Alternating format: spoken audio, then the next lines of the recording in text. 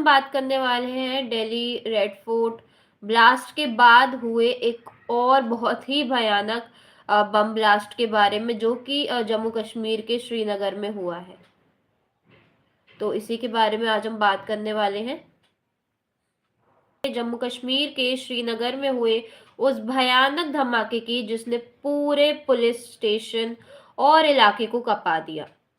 रात के सन्नाटे में नौगाम पुलिस स्टेशन में जब अचानक विस्फोट हुआ, अफरा तफरी और पूरे शहर में डर का माहौल फैल गया। इस घटना की असली वजह क्या है, कैसे हुआ ये हादसा, चलिए जानते हैं पूरी कहानी। सबसे पहले मैं आपको घटना का पूरा विवरण बताती हूँ। 14 नवंबर 2025 रात के लगभग 11:20 पर श्रीनगर के नौगाम पुलिस स्टेशन में सुरक्षा बल और फॉरेंसिक टीम फरीदाबाद से लाई गई अमोनियम नाइट्रेट के बड़े जखीरे की जांच कर रही थी। ये विस्फोटक सामग्री दिल्ली में पकड़े गए एक आतंकी मॉड्यूल की जांच के तहत जब्त की गई थी। कंट्रोल रूम में एक्सपर्ट सैंपल ले रहे थे, तभी अचानक तेज धमाका हो गया। Ali hello hi.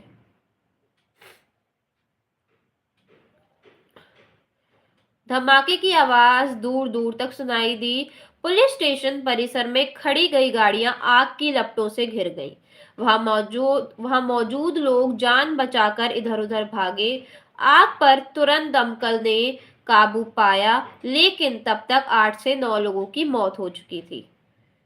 कई लोग बुरी तरह घायल भी हुए। अस्पताल में भर्ती मामले लगातार बढ़ते गए।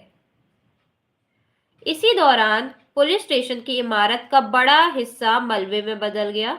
आसपास के घरों की खिड़कियां, दीवारें कई जगह नीचे गिर गईं। आप जानते हैं जांच की स्थिति क्या है?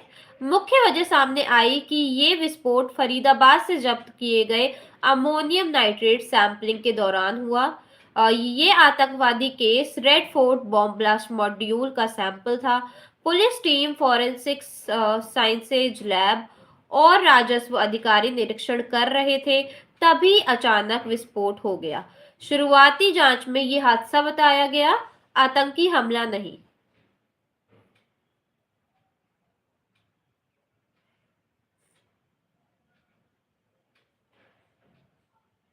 पुलिस ने हादसा होते ही इलाके की घेराबंदी कर दी। हाई अलर्ट जारी कर दिया गया। घायलों को श्रीनगर के उजाला सिगरस, एसएमएचएस और बेस अस्पताल में भेजा गया। पुलिस कंट्रोल रूम में मृतकों की पहचान की जा रही है, जिनमें ज्यादातर पुलिसकर्मी और फॉरेंसिक स्टाफ शामिल है। घटना से जुड़े तथ्य और पृष्ठभूमि के बारे में अब हम जानते हैं। धमाका इतना जोरदार था कि शवों के जो टुकड़े थे वो 200 से 300 मीटर दूर तक गिर गए थे। पुलिस स्टेशन में ही हाल ही में जैश ए मोहम्मद और अन्य आतंकी मॉड्यूल का भांडाफोड़ एफआईआर दर्ज हुई थी। यही वही केस था जिसमें दिल्ली के लाल किला क्षेत्र में बम धमाका हुआ और फरीदाबाद से हजारों किलो विस्फोटक बरामद हुए थे। डॉक्टरों की तिकड़ी, मुजम्मिल गनई, उमर नबी, मुजफ्फर राठेड़ आतंकी नेटवर्क चला रहे थे। जांच में ये नाम सामने आए। चश्मदीदों के बयान जो हम मौजूद थे, उनके बयान अब हम जानते हैं। अबरार हुसैन हाय हाय। चश्मदीदों के बयान। स्थानीय निवासियों ने बताया, रात के सन्नाटे में अचानक जमीन कांप उठी, खिड़कियां टूट गई, मांस के लोथड़े हमारे घर तक आ गिरे, अफरा तफरी मच गई। हम सब डरे सहमे घरों से बाहर निकले। पुलिसकर्मी ने ये बताया, हम सामान्य जांच कर रहे थे, तभी विस्फोट हुआ। हमें संभालने का मौका ही नहीं मिला। ज्यादातर लोग मलबे में दब गए, चीख पुकार मच गई। कार्यवाही क्या हुई है उसके बारे में बात करते हैं। श्रीनगर के डिप्टी कमिश्नर अक्षय लाबरू समेत तमाम अधिकारी अस्पताल पहुंचे, घायल पुलिसकर्मियों से मिले। मौके पर पहुंचकर रेस्क्यू शुरू हुआ। आसपास के क्षेत्र में कड़ा सुरक्षा घेरा लगा दिया गया है। घटना की एफआईआर दर्ज कर ली गई है और आतंकी एंगल भी जांच की जा रही है। फिलहाल शुरुआती निष्कर्ष यही है कि हादसा विस्फोटक की हैंडलिंग में गलती से हुआ था।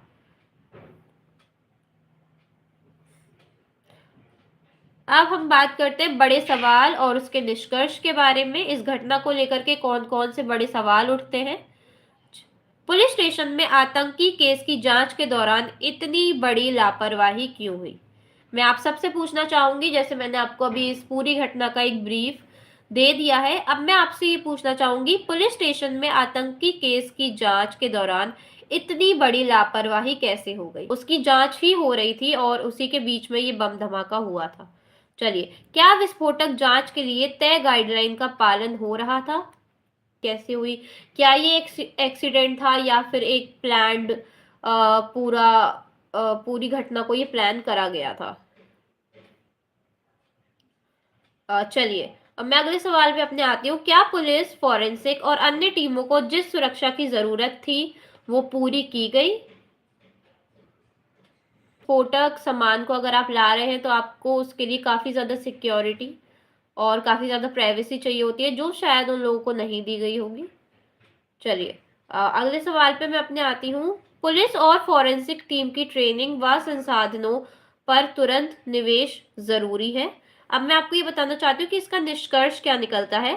पहली बात तो पुलिस और फॉरेंसिक टीम की ट्रेनिंग व संसाधनों पर तुरंत निवेश बहुत ज्यादा जरूरी है।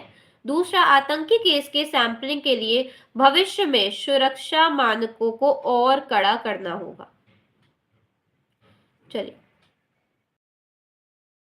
अब मैं आपसे आपका भी फीडबैक चाहती हूँ इस घटना को लेकर के, कि आप इस घटना को लेकर के क्या सोचते हैं। ये थी श्रीनगर के नौगाम पुलिस स्टेशन में हुए धमाके की पूरी कहानी। क्या सुरक्षा व्यवस्था को और कड़ा बनाने की जरूरत है? क्या ऐसे विस्फोटक मटेरियल की जांच किसी और सुरक्षित स्थान पर होनी चाहिए थी? आप अपने विचार कमेंट्स में जरूर बताएं। जब तक आप देखते रहिए बिंदास भारत। मैं हूं रौनक। Thank you.